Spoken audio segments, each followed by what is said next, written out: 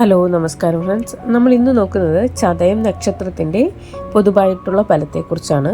സൗമ്യതയും സ്നേഹവും ദൈവിക കാര്യങ്ങളിൽ താല്പര്യവും ത്യാഗശീലവും ചതയം നാളുകാരുടെ പൊതു സ്വഭാവങ്ങളാണ്. സ്വഭാവശുദ്ധിയും സത്യസന്ധതയും ഇവർക്കുണ്ടാകും. ആരോടും കലഹിക്കാതിരിക്കാനും എപ്പോഴും എല്ലാവരോടും സഹകരിച്ച് പ്രവർത്തിക്കാനും താല്പര്യം കാണിക്കും. പുഷ്ടിയുള്ള ശരീരവും വ്യായാമങ്ങളിലും കായിക വിനോദങ്ങളിലും താല്പര്യം ഉണ്ടാകും. ആരോഗ്യം പൊതുവെ മെച്ചമായിരിക്കും. വാദം സംബന്ധവും മൂത്രാശയ സംബന്ധവുമായ അസുഖങ്ങൾ ഇടയ്ക്കൊക്കെ ബാധിക്കുമെന്നിരുന്നാലും ഗൗരവമായ രോഗപീഠയ്ക്ക് സാധ്യത കുറവാണ്. 9 വയസ്സുവരെ രക്തദൂഷ്യ രോഗങ്ങൾ, ത്വക്ക് രോഗങ്ങൾ തുടങ്ങിയവ ചെറിയ തോതിൽ ബാധിക്കാം. ഈ കാലത്ത് ചില അപകടങ്ങൾ ഉണ്ടാകാനും സാധ്യതയുണ്ട്.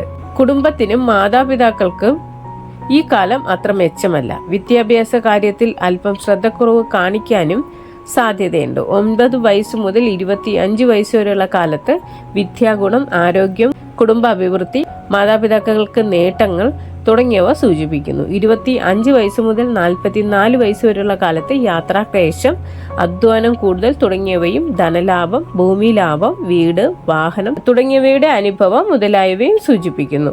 44 വയസ്സിനും 61 വയസ്സിനും ഇടയ്ക്കുള്ള കാലം ശാന്തവും സന്തോഷപൂർണവുമാകാൻ ഇടയുണ്ട്.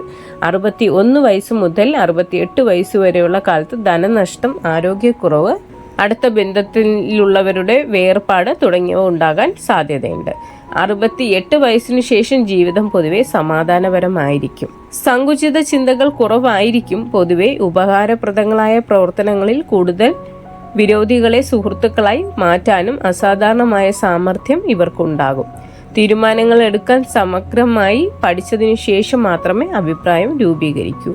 ജീവിതം പൊതുവെ വിജയകരമായിരിക്കും. ഉദ്ദേശിക്കുന്ന മിക്ക കാര്യങ്ങളും സ്ഥിര പരിശ്രമം കൊണ്ട് നേടിയെടുക്കാൻ കഴിയും. ഭാഗ്യം പൊതുവെ അനുകൂലമായിരിക്കുകയും ചെയ്യും. ബന്ധുക്കളെ സഹായിക്കുമെങ്കിലും അവരിൽ നിന്ന് അകന്നു പോകും.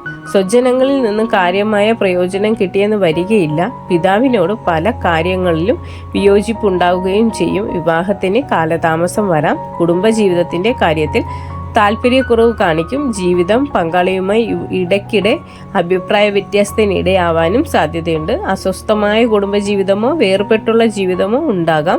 ചതയം നാളിൽ ജനിച്ചവർക്ക് വിവാഹ കാര്യത്തിൽ അത്രയൊന്നും താല്പര്യമുണ്ടായില്ലെന്നും വരാം. ചതയം നാളിൽ ജനിച്ച സ്ത്രീകളുടെ ദാമ്പത്യ ജീവിതം അസ്വസ്ഥമാകാവുന്നതാണ്. ഭർത്താവിന്റെ വേർപാട്, വൈധവ്യം തുടങ്ങിയവ ഉണ്ടാകാവുന്നതാണ്.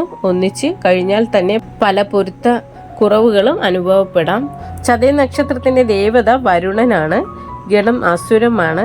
യോനി സ്ത്രീ, ഭൂതം ആകാശം, മൃഗം കുതിര, പക്ഷി മയിൽ, വൃക്ഷം കടമ്പ്, രത്നം ഗോമേതകം, ഭാഗ്യനിറം പിങ്കളം, ഭാഗ്യസംഖ്യ 4. Thank you.